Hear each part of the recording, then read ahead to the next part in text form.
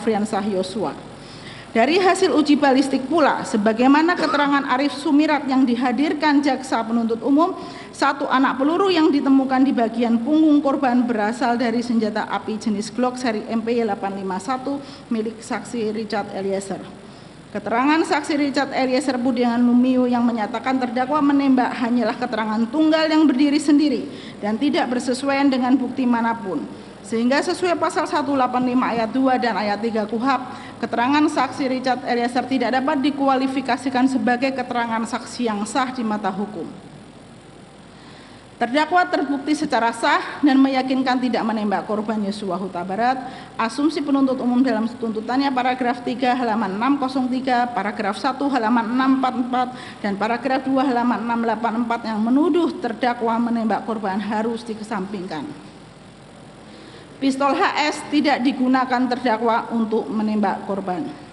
Pada paragraf 3 halaman 603 surat tuntutan, penuntut umum disebutkan menembak korban dengan senjata api, tetapi tidak disebutkan jenisnya. Sedangkan dalam surat tuntutan halaman 685 disebutkan bahwa terdakwa menggunakan senjata api jenis Glock miliknya dan menembakkan ke tubuh korban hingga korban mati seketika.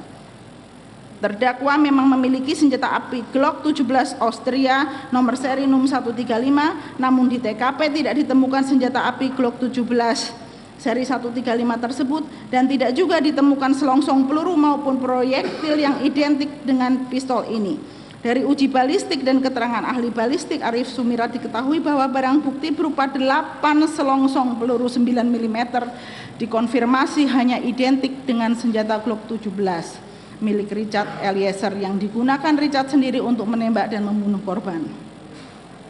Selain itu tidak ditemukan dalam TKP daftar barang bukti, berita acara penyitaan dan penetapan pengadilan negeri perihal barang bukti berupa Glock 19 dan baby Glock dalam perkara Akuo sebagaimana dinarasikan oleh jaksa penuntut dan saksi Richard Eliezer. 2. Tidak ada saksi yang melihat terdakwa menembak korban.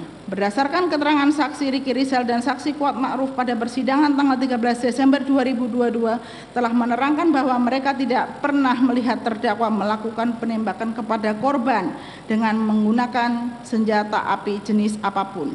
Hal ini terkonfirmasi juga dari keterangan terdakwa yang pada pokoknya dirinya tidak pernah melakukan penembakan kepada korban dengan senjata api jenis apapun. Adapun keterangan saksi Riki Rizal dan saksi Kuat Ma'ruf menurut transkrip verbatim video bukti B46 perkara Akuo yang mendukung uraian tim penasihat hukum di atas adalah sebagai berikut, dianggap dibacakan.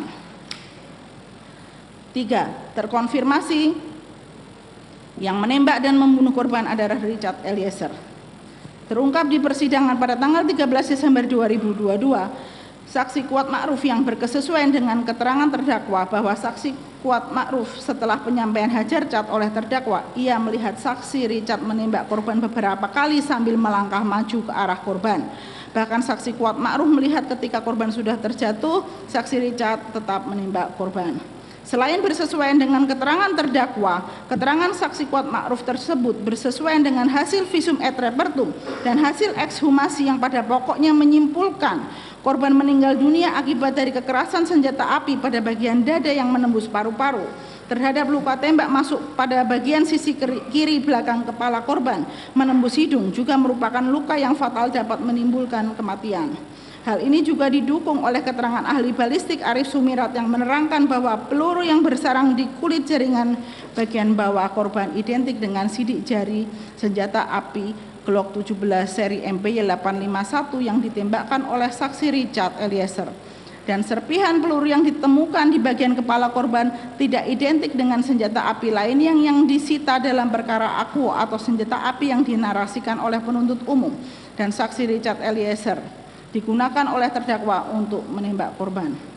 Berdasarkan uraian fakta dan alat bukti di atas, terbukti secara sah dan meyakinkan bahwa saksi Richard Eliezer yang melakukan penembakan dan mengakibatkan matinya korban sehingga asumsi-asumsi yang dilontarkan penuntut umum tidak terbukti.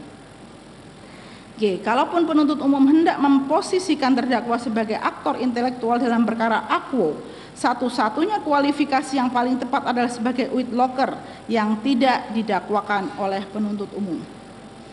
Berdasarkan fakta yang terungkap di persidangan, tidak ada keterangan saksi maupun alat bukti yang sah dalam membuktikan adanya perencanaan atau kesepakatan kehendak atau meeting of mind antara terdakwa dengan saksi Richard Eliezer.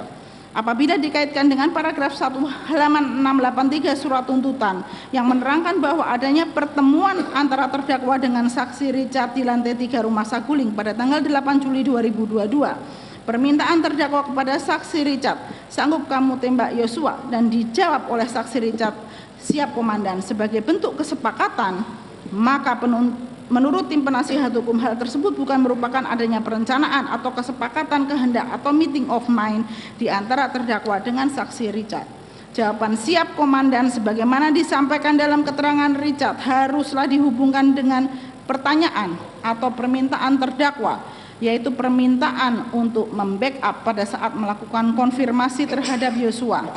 Jadi niatnya adalah melakukan konfirmasi serta sebatas mengantisipasi kemungkinan adanya perlawanan dari Yosua ketika konfirmasi dilakukan. Pada saat permintaan disampaikan tidak ada maksud dari terdakwa untuk dengan sengaja merampas nyawa Yosua, apalagi menegaskan meeting of mind dengan Richard Eliezer untuk tujuan merampas nyawa Yosua. Adapun fakta yang terungkap di persidangan dan mendukung uraian tim penasihat hukum di atas telah diterangkan secara konsisten oleh terdakwa baik dari proses penyidikan hingga persidangan pada tanggal 10 Januari 2023 yang pada pokoknya menerangkan sebagai berikut, dianggap dibacakan. Berkaitan dengan adanya tindakan aktif berupa penembakan yang dilakukan beberapa kali oleh saksi Richard Eliezer sebagai interpretasi perkataan Hajar Chad yang dilontarkan terdakwa sebagai bentuk emosi terhadap reaksi korban pada saat melakukan konfirmasi kepada korban sehingga menyebabkan matinya korban juga bukan merupakan perencanaan atau kesepakatan kehendak atau meeting of mind di antara terdakwa dan saksi Richard Eliezer. Interpretasi Hajar menjadi penembakan oleh saksi Richard Eliezer merupakan satu kesalahan tafsir yang dilakukan secara berlebihan oleh saksi Richard.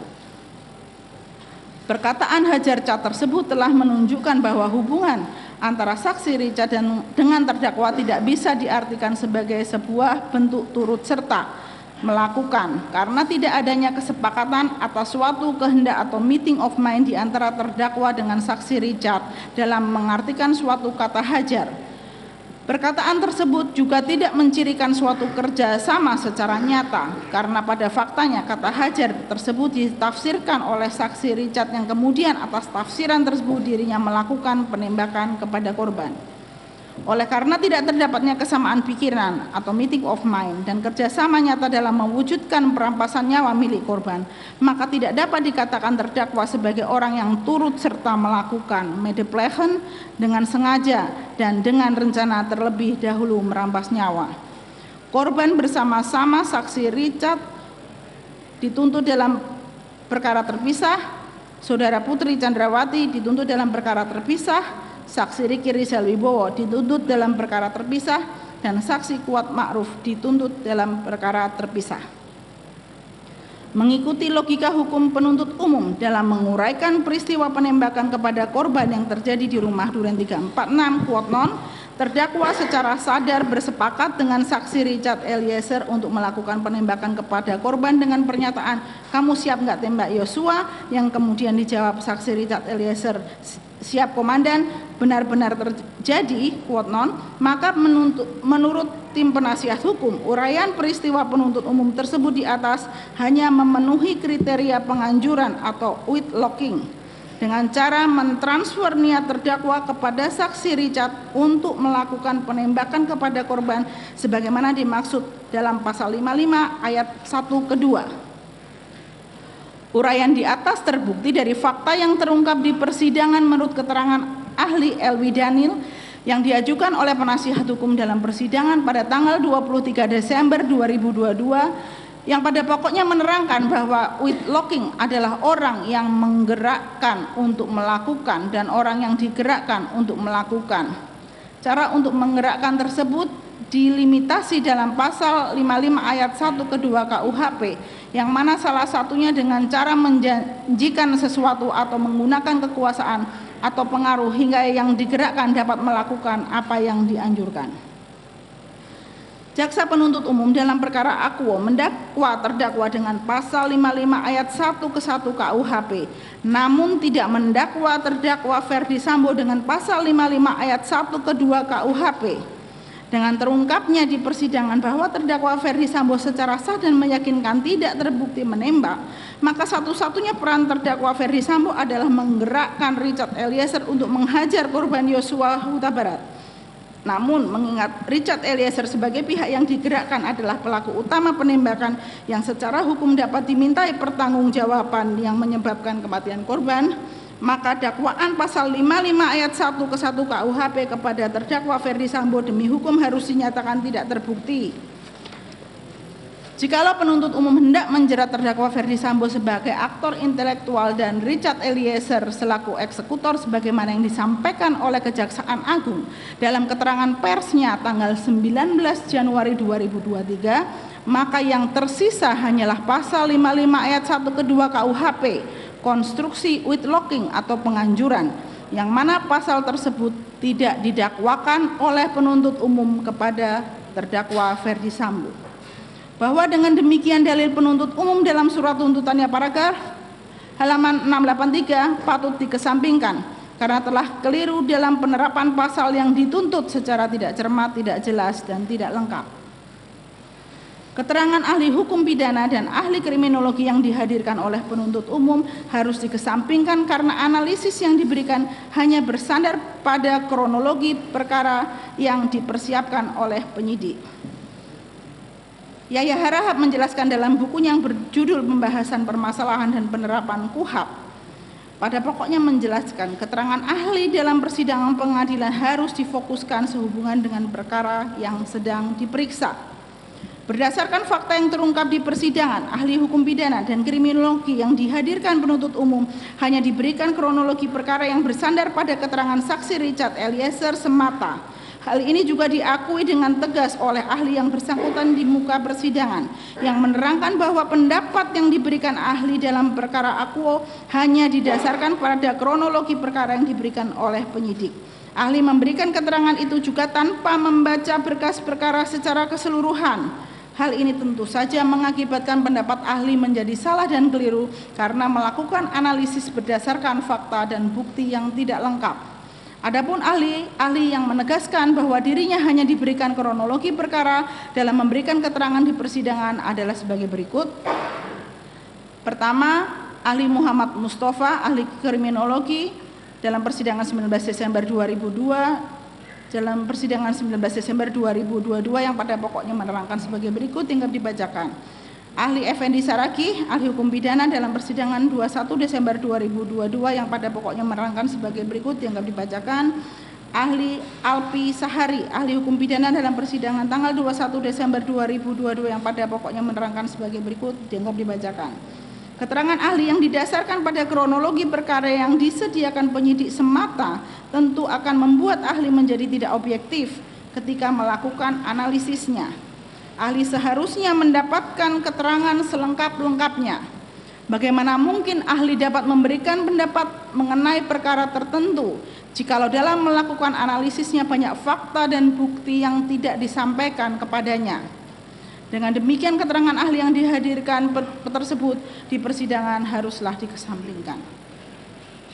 Penuntut umum berasumsi dalam surat tuntutannya yang menyatakan bahwa perbuatan saksi Putri Chandrawati menelpon terdakwa pada tanggal 8 Juli merupakan asal muasal kehendak untuk berbuat sesuatu.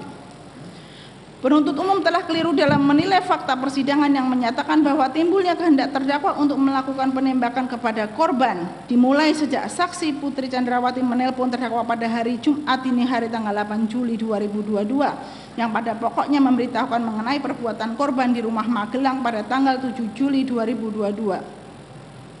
Putri Chandrawati sebagaimana dikutip dalam BAP nomor 4 halaman 6 menyampaikan sebagai berikut, dianggap dibacakan. Sangat tidak masuk akal jikalau penuntut umum berasumsi terdakwa telah memiliki kehendak untuk melakukan penembakan kepada korban, padahal faktanya Putri Chandrawati hanya sebatas menceritakan adanya tindakan kurang ajar yang dilakukan korban Yosua tanpa menjabarkan detail perbuatan yang dilakukan Yosua terhadap dirinya.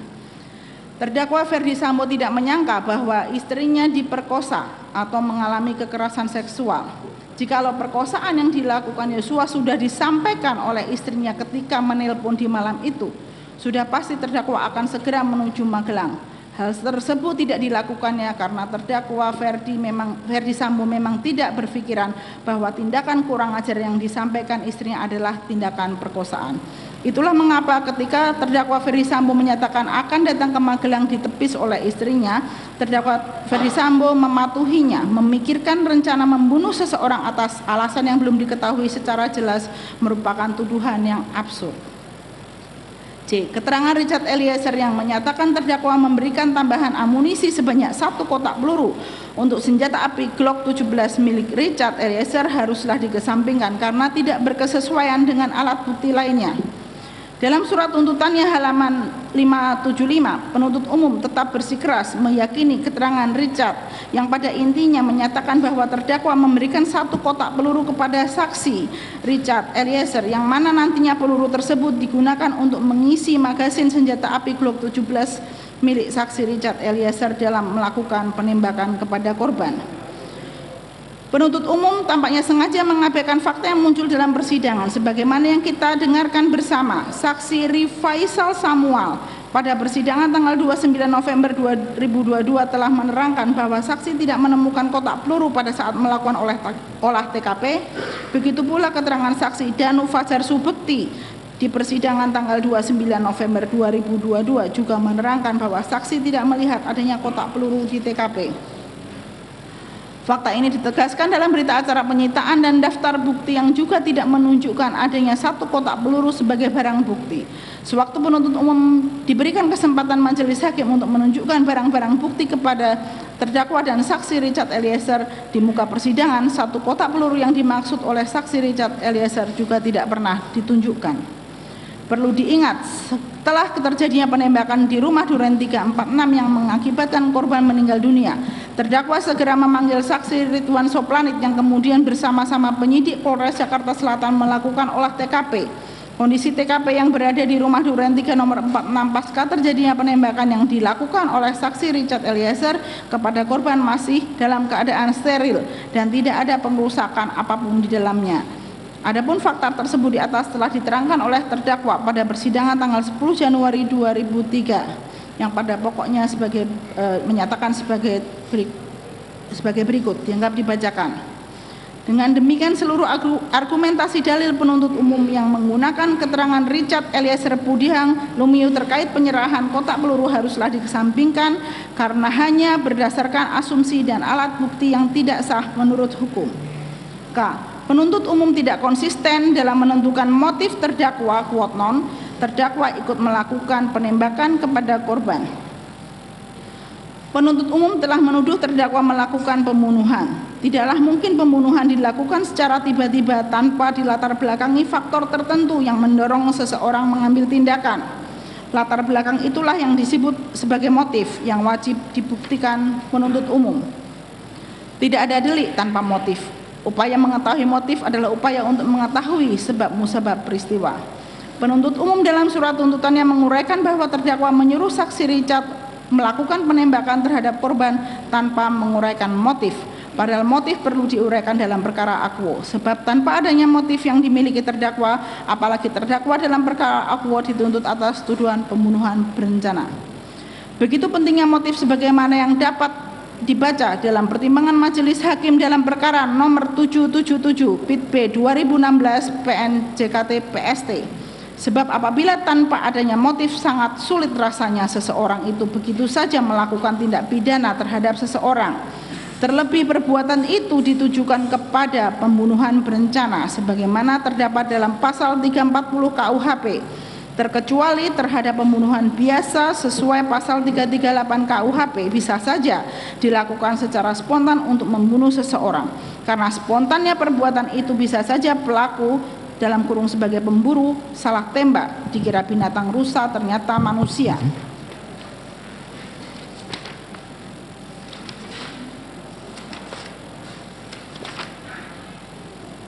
Oleh sebab itu terbukti secara sah dan meyakinkan jaksa penuntut umum telah gagal membuktikan motif terdakwa dalam perkara akwo.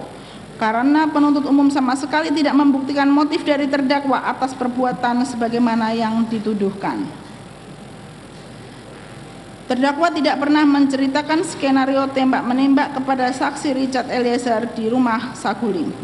Penuntut umum kembali berasumsi dengan menyatakan bahwa terdakwa menyampaikan skenario tembak-menembak kepada saksi Richard Eliezer secara berulang-ulang, padahal faktanya terdakwa menyampaikan skenario tembak-menembak pada saat setelah peristiwa penembakan terhadap korban telah terjadi. Lebih lanjut, terdakwa kembali menyampaikan skenario tembak-menembak kepada saksi Richard sewaktu dilakukan pemeriksaan di Biro Provos pada tanggal 8 Juli 2022. Saksi Riki Rizal Wibowo dan saksi Kuat Ma'ruf dalam keterangannya di persidangan juga telah menerangkan bahwa terdakwa menjelaskan skenario tembak-menembak pada saat pemeriksaan di Biro Provos. Hal ini diakui dengan maksud untuk memastikan kembali skenario tembak-menembak. Oleh karena itu, penuntut umum telah keliru dalam menilai fakta yang terungkap di persidangan. Bahwa dengan demikian dalil penuntut umum dalam surat tuntutannya pada halaman 575 sampai 576 patut dikesampingkan karena hanya berdasarkan asumsi dan alat bukti yang tidak sah secara hukum. Izin dilanjutkan.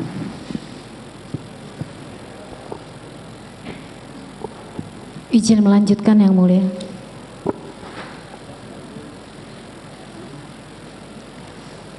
Huruf M, penuntut umum berasumsi dalam surat tuntutannya. Sebelum dilanjutkan, jaksa penuntut umum, kita skor terlebih dahulu untuk itu. Kita akan lanjutkan lagi nanti pukul 19.30. Begitu ya? Siap Yang Mulia. Baik. Sidang perkara nomor 796 PIT B 2022 dinyatakan diskors.